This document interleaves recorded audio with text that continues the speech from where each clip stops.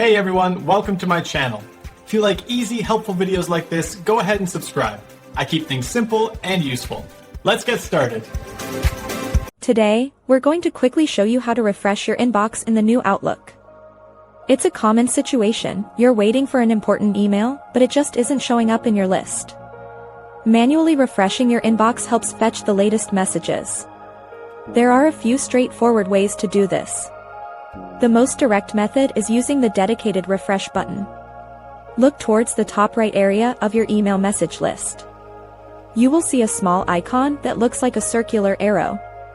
This is your refresh button. Simply click this icon once with your mouse. Outlook will then immediately check for new mail and update your inbox display. Any emails that were pending should now appear. Another very fast option involves your keyboard. You can press the F5 key. The F5 key is a standard refresh command across many computer programs and web browsers. Hitting F5 will also force your new Outlook inbox to refresh and show the most current messages. If you are using a laptop with a trackpad or a device with a touchscreen, there's an even more interactive way.